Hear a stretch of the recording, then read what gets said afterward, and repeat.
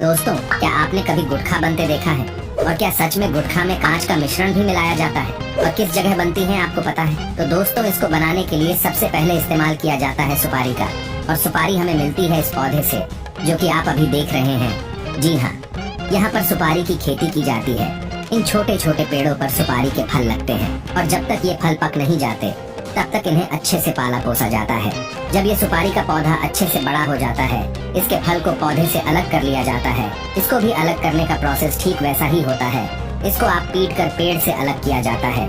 उसके बाद उसे कड़ी धूप में सूखने के लिए रख दिया जाता है। ऐसा करने की वजह ये होती है कि सुपारी के फल के अंदर जो नमी होती है वो निकल जाए और अच्छे से फल सूख जाए। जब यह सुपारी का फल सूख जाता है तब जाकर उसको महिलाओं के हवाले कर दिया जाता है, जो इस फल में से सुपारी का दाना निकालती है। आप देख सकते हैं कि कैसे महिलाएं अपने हाथों पर पट्टियां बांधकर इस फल में से उस दाने को निकाल रही है। वैसे तो ये काम बहुत ही तकनीक भरा है, जो कि जोखिम भरा भी है। तेज धार वाले हथियार की तरफ बिना देखे ये कैसे सुपारी को काटे जा रही है। अब इस सुपारी के दाने को बहुत ही गंदे और बेकार लाल रंग के केमिकल में उबाला जाएगा। ऐसा इसलिए किया जाता है क्योंकि कोई जब भी तम्बाकू खाए तो उसका मुंह तम्बाकू के रंग से लाल हो जाए। आपको बता दें कि इसको उबालने के लिए किसी और लकड़ी की नहीं बल्कि सुपारी की उस छाल का ही इस्तेमाल किया जाएगा जिससे ये निकला था। जब यह अच्छी तरह से केमिकल के साथ घुल मिल जाता है तब उसको सुखाने के लिए रख दिया जाता है। इसके बाद जब ये सूख जाता है तो उसके छोटे छोटे टुकड़े किए जाते हैं।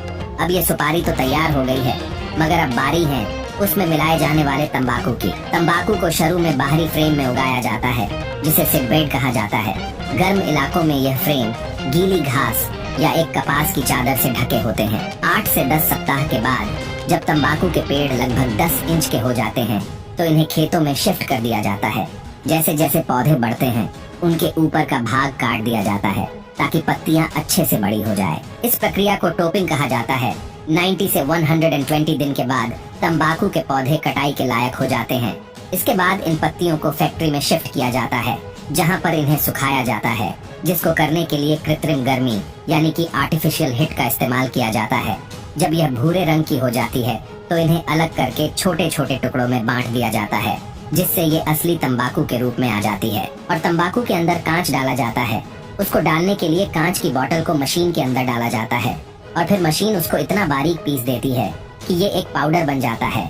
इसको अगर आप अपने हाथ में उठाएंगे तो आपके हाथ को तो ये नहीं काटेगा, मगर हमारे मुंह के अंदर की स्किन थोड़ी सेंसिटिव होती है, इसलिए अगर कोई इसको तंबाकू के साथ चबाता है तो मुंह के अंदर से फट जाता है। और जब तंबाकू उस फटे हुए मुंह को लगता है तो हल्की सी जलन का एहसास होता है और इसके बाद तंबाकू का नशा और तेजी से चढ़ता है। इसके बाद सुपारी के मिश्रण और तंबाकू के पदार्थ को कथा पान मसाला के साथ एक कांच का पाउडर मिलाकर मशीन के अंदर डाल दिया जाता है। फिर इन्हें पैकेजिंग के लिए भेज दिया जाता है और छोटे छोटे पैकेट्स में रैप किया जाता है। तो दोस्तों, यह था पान मसाला बनाने का पूरा प्रोसेस। आपने देखा, इसमें सारी चीजें वो डाली जाती हैं जो हमारे शरीर को नुकसान पहुंचाने वाली होती हैं।